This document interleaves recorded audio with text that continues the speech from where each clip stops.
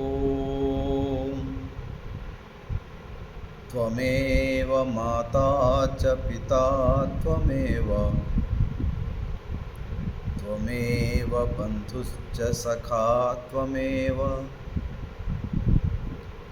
త్వమేవ విద్యా ద్రవిణం త్వమేవ సర్వం మమ దేవదేవ. ఓం పార్థాయ ప్రతిబోధితాం భగవతా నారాయణేన స్వయం వ్యాసేన గ్రథితాం పురాణమునినా మధ్యే మహాభారతం అద్వైతామృతవర్షిణీ భగవతీ అష్టాదశాధ్యాయనీ అంబ త్వామనుసందదామి భగవద్గీతే భవద్వేషిణి భగవద్గీతే భవద్వేషిణి. గీతా ప్రియులకు ఆత్మబంధువులకు నమో నమః. 100 రోజుల్లో 700 శ్లోకాల పారాయణం, అభ్యాసం, అధ్యయనం. పరమాత్మ స్వరూపులారా, నిరాకార జ్ఞాన చైతన్య స్వరూపము పరమాత్మ తత్వమును గూర్చి యథార్థ జ్ఞానమును మరియు అటువంటి జ్ఞానం కలిగి మన మనస్సు ఇతరత్ర చలించకుండా ఈ మనోబుద్ధులు ఆ అనంత తత్వంలో నిలపడమే భక్తి అని 12వ అధ్యాయంలో చక్కగా విశదీకరించి మనకు భక్తి గురించి తెలియజేయడమైంది. ఎందుచేతనంటే దేనినైనా ఆశించడం, కోరుకోవడం, అతుక్కుపోవడం మనస్సు వంతు. అలా ఆశించి అతుక్కుపోయిన దాన్ని విడదీసి పరిశీలించి లోతుగా తెలుసుకోవడం బుద్ధివంతు. అటువంటి బుద్ధికి పరమాత్మ ఆది మధ్యాంత రహితుడని, సర్వాంతర్యామి అని, నిత్యుడని, సర్వ ప్రాణకోటి హృదయుడని, ఆ సచ్చిదానంద స్వరూపుడని అవగాహన కలుగుతుంది. అప్పుడు భక్తి దానంతర అదే ఆత్మ పరమాత్మ యందు ఏర్పడుతుంది. మిత్రులారా, భక్తి యోగం ఈ భగవద్గీత యొక్క మహావాక్యం తత్వమసి. అంటే భగవద్గీతను శ్రవణ మనన అనుష్ఠాన సాయుధ్యాలతో శ్రద్ధాభక్తులతో జరిపినట్లయితే తత్వమసి అనే మహావాక్యాన్ని చక్కగా మనకు అలంకరణ అవుతుంది. ఈ తత్వమసిలో 3 పదాలు ఉన్నాయి. తత్, త్వం, అసి. మొదటగా మనం త్వం అని తీసుకుంటే దాని అర్థము నేను, నీవు, మనము. అదేవిధంగా తత్ అంటే ఆ పరమాత్మ, ఆ పరమాత్మ తత్వం గురించి తెలుసుకోవడం. ఇది మనకు 7వ అధ్యాయం నుంచి 12వ అధ్యాయం వరకు తెలియజేశారు. మరి అసి అనే విషయము అంటే ఆ పరమాత్మ యొక్క తత్వజ్ఞానాన్ని ఈ 13వ అధ్యాయం నుంచి 18వ అధ్యాయం వరకు చక్కగా చెప్పడం, ఆ జ్ఞానాన్ని వివరిస్తూ జీవ బ్రహ్మైక్యాన్ని పొందడం ఎలాగో ఈ జ్ఞానషట్కం మనకు తెలియజేస్తుంది. అయితే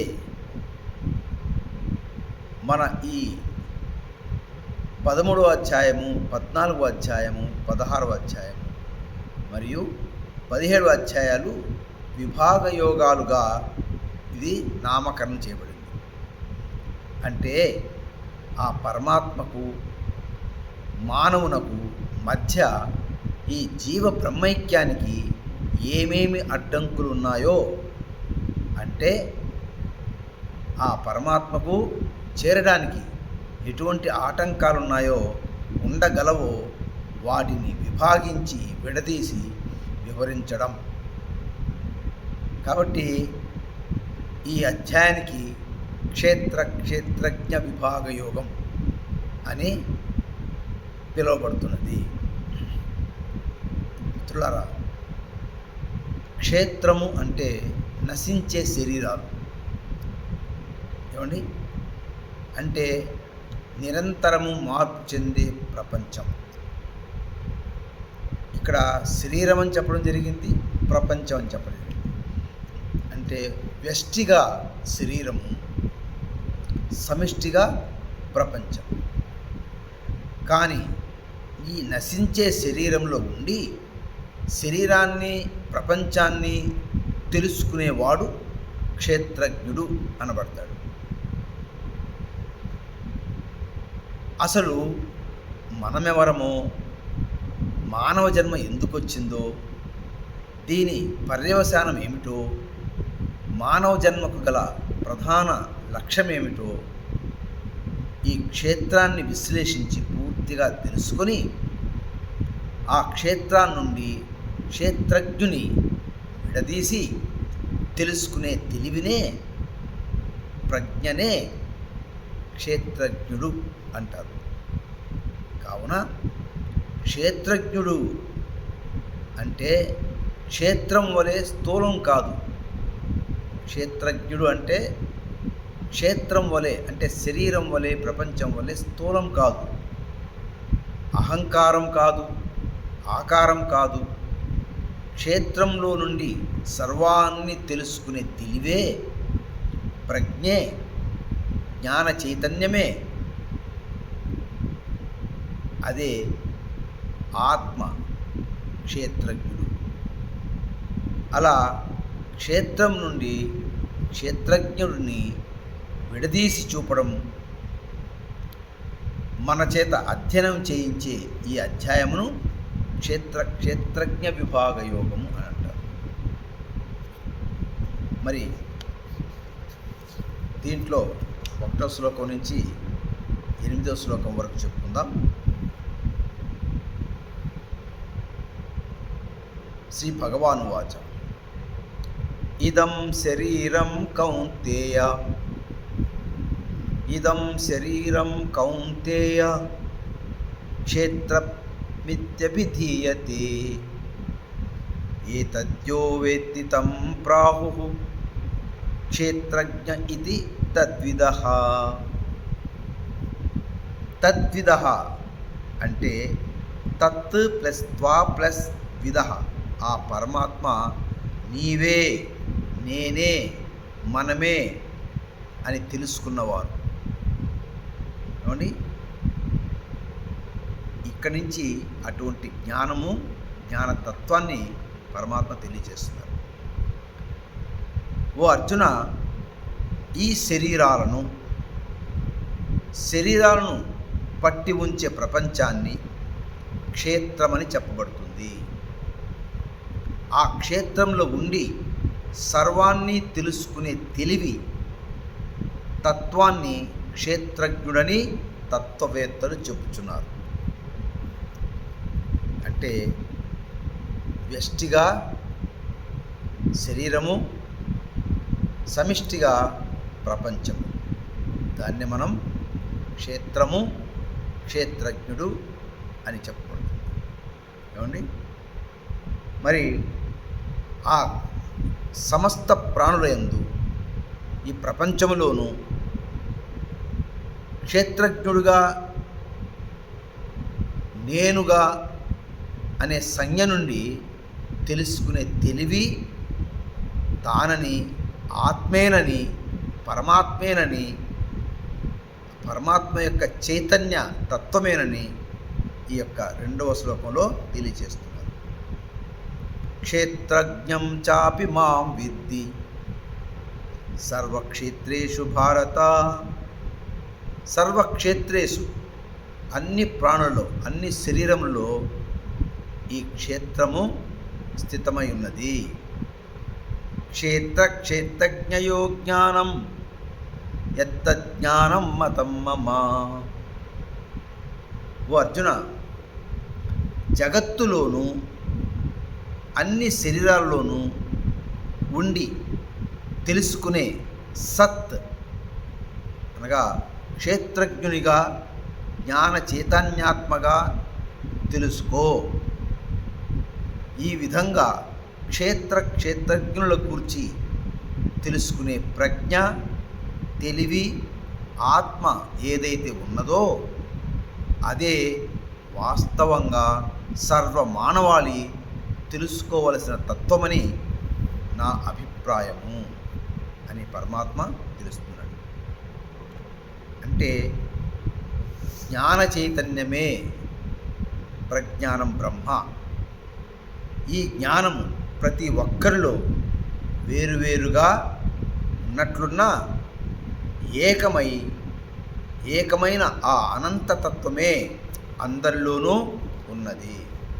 అంటే చిన్న ఉదాహరణ, పలు రంగుల బల్బులలో ఒకే విద్యుత్తు ఉన్నట్లు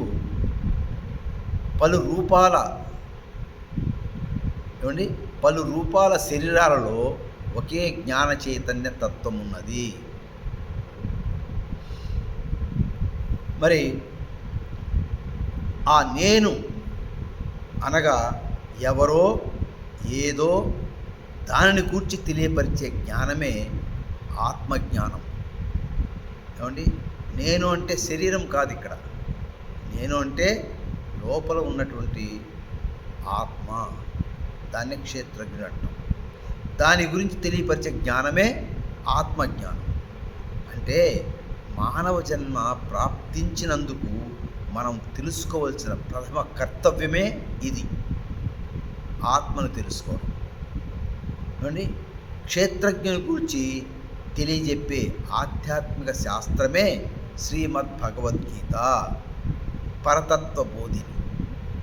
ఏమండి, ఈ నేను ఎవరు అని తెలుసుకున్నప్పుడు మనము ప్రపంచంలోని సర్వాన్ని తెలుసుకోగలుగుతాము.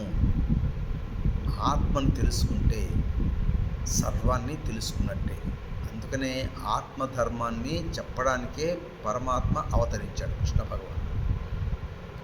మరి క్షేత్రజ్ఞుల గూర్చి చక్కగా క్లుప్తంగా చెప్పి ఆ క్షేత్రాన్ని, అలాగే క్షేత్రజ్ఞుని గూర్చి విపులంగా ఇంకా ఇలా వివరించబోతున్నాడు. తత్క్షేత్రం యచ్చయా దృక్చ, తత్క్షేత్రం యచ్చయా దృక్చ యద్వికారి యతశ్చయత్, యద్వికారి యతశ్చయత్ నచయో యత్ప్రభావశ్చ, నచయో సచయో యత్ప్రభావశ్చ తత్సమాసేన మే శృణు. క్షేత్రమనగా శరీరాలు, ప్రపంచం. ఇవి ఎలాంటివో, ఎలాంటి మార్పులు చెందుతాయో, ఏమండి, ఆ క్షేత్రజ్ఞుడు ఎవరో, అతడి స్వభావం ఏమిటో, ఆ క్షేత్రము, క్షేత్రజ్ఞుడు ఎక్కడి నుంచి వచ్చారో సంక్షిప్తంగా పరమాత్మ చెప్పబోతున్నాడు. ఏమండి, అసలు మన మానవ జన్మ వచ్చిందే ఈ తత్వాన్ని గ్రహించి అదై ఉండుటే. తర్వాత శ్లోకం, ఋషిభిర్బహుదా గీతం ఛందోభిర్వివిధై పృథక్ బ్రహ్మసూత్రపదశ్చైవ హేతుమద్భిర్వినిశ్చితైః భగవాను చెప్తున్నారు, క్షేత్రము క్షేత్రజ్ఞుల విషయము అంతకు పూర్వమే మహర్షుల చేత అనేక విధాలుగా వివరింపబడింది. పెక్కు శాఖోపశాఖలుగా కలిగిన వేదాలలో కూడా వీటి విషయమై పలు రకాలుగా వేరువేరుగా నిరూపించబడినది. బ్రహ్మసూత్రాలు అనగా వేదాలు కూడా వీటిని గురించి హేతుబద్ధంగా ప్రత్యక్ష అవగాహనకు కారణాలతో సహా నిశ్చయించి చెప్పాయి. వీటిని మనం తెలుసుకోవడం మానవ జన్మకు కర్తవ్యంగా భావించాలి. అంటే ఉపనిషత్తులు ఏమండి, బ్రహ్మసూత్రాలు అనగా వేదాలు, భగవద్గీత అంటే ఉపనిషత్తులు, వేదాలు, భగవద్గీత ఈ మూడు కలిసి బ్రహ్మ జ్ఞానానికి మూలాధారములు. ఈ మూడింటిని ప్రస్థానత్రయం అంటారు. భగవద్గీత వీటిలో చివరిది. ఈ భగవద్గీతను వేద ఉపనిషత్సారమని కూడా గీతాచార్యులే చెప్పి ఉన్నారు. భగవద్గీత వేద ఉపనిషత్సారము. మరి తర్వాత శ్లోకంలో ఈ క్షేత్రమైన శరీరము, ప్రపంచం యొక్క స్వరూపమును వివరించబోతారు.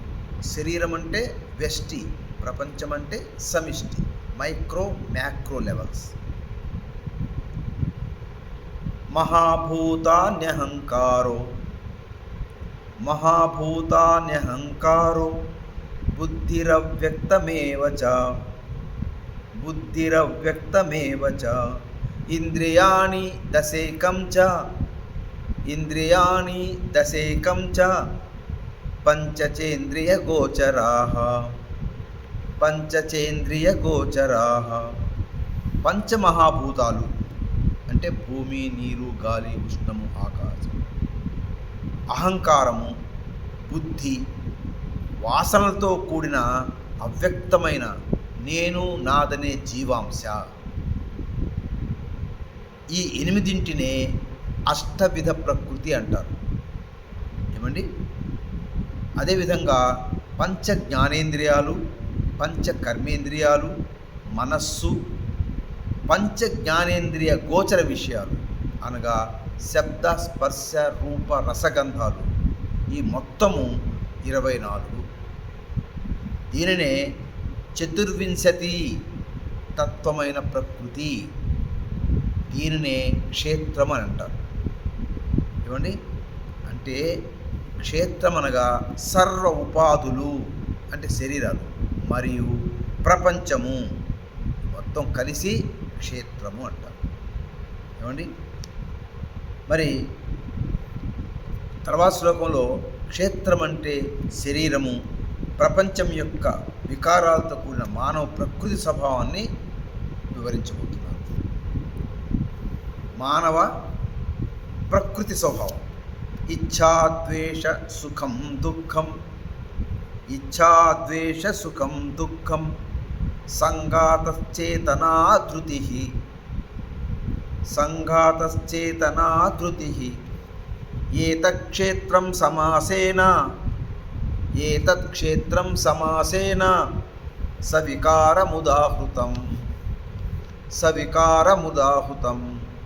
ఇచ్ఛ అనగా కోరిక, ద్వేషము, సుఖము, దుఃఖము జీవభావానికి ఆధారమైన జ్ఞాన చైతన్యము, పట్టుదల మరియు పంచమహాభూత తన్మాత్రల కలయికతో ఏర్పడ్డ స్థూల శరీరము, వికారాలతో కూడినదే క్షేత్రం.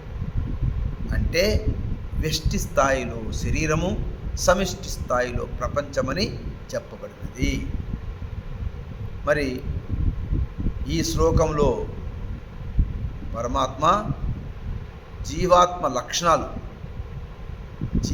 యొక్క లక్షణాలు ఇచ్ఛా, ద్వేషాలు, సుఖ దుఃఖాలు మొదలైన ద్వంద్వానుభావాలు కారణ శరీరంలో వాసనలుగా ఉండి, సూక్ష్మ శరీరంలో అనగా మనోబుద్ధులలో ఈ ద్వంద్వాలే ప్రేరణలుగా ఏర్పడి ఏమండి ఈ స్థూల శరీరంలో మానవుని గుణకర్మలకు ప్రాపంచిక అనుభవాలకు అనుకూలముగా ప్రతిస్పందించి కర్మ చేసి తత్ఫలాలను సుఖదుఖాలుగా అనుభవిస్తూ ఉంటాడు. ఇక్కడ మీకు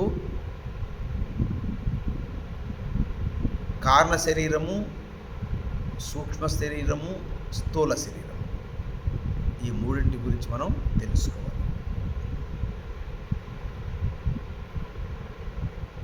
క్షేత్రాన్ని గూర్చి వివరణ ఇచ్చి ఇప్పుడు క్షేత్రజ్ఞుడు అంటే ప్రజ్ఞానం బ్రహ్మ, నేను అనే సంజ్ఞను గూర్చి తెలియబోతున్నారు. అమానిత్వమదంభిత్వం, అమానిత్వమదంభిత్వం, అహింసా క్షాంతిరార్జవం, ఆచార్యోపాసనం శౌచం, ఆచార్యోపాసనం శౌచం, స్థైర్యమాత్మ వినిగ్రహ. ఇవి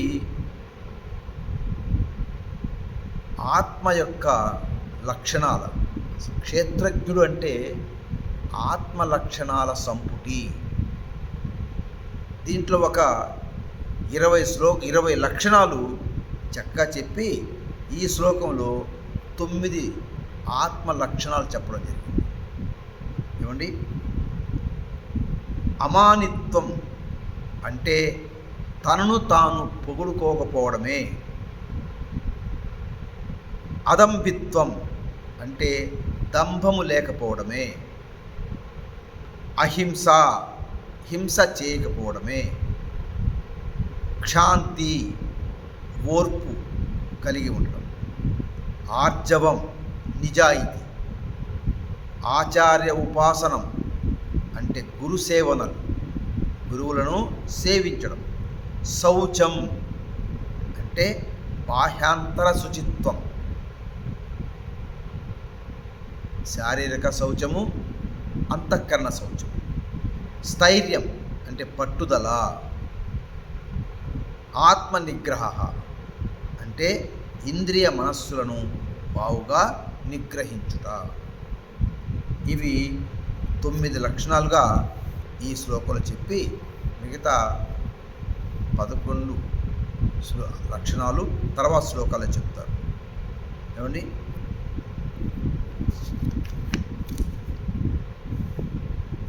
ఇంద్రియార్థేషు వైరాగ్యం, ఇంద్రియార్థేషు వైరాగ్యం, అనహంకార ఏవచ, అనహంకార ఏవచ, జన్మ మృత్యు జరా వ్యాధి, జన్మ మృత్యు జరా వ్యాధి, దుఃఖ దోషానుదర్శనం. పరమాత్మ చెప్తాడు, పంచ జ్ఞానేంద్రియాలకు గోచరమయ్యే ప్రాపంచిక విషయాల ఎడ వైరాగ్యము. పంచ జ్ఞానేంద్రియాలకు శబ్ద, స్పర్శ, రూప, రసగంధాలు ఉంటాయి కదా, వాటి యొక్క వైరాగ్యం.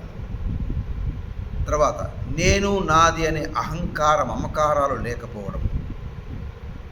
పుట్టుక, చావు, ముసలితనము, రోగాలలోనూ గల దుఃఖాన్ని, సంసార రోగ దోషాన్ని అనునిత్యము గమనించడం. ఇవి శరీరానికే ఉంటాయి.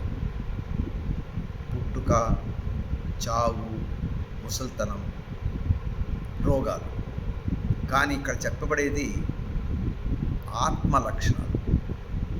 ఆత్మకు పుట్టుక లేదు, చావు లేదు, అదేవిధంగా ముసలితనము లేదు, రోగాలు ఉండవు.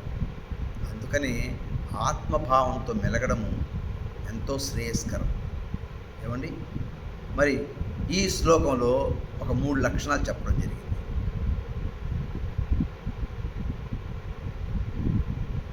జన్మ మృత్యు జరా వ్యాధి, దుఃఖ దోషానుదర్శనం.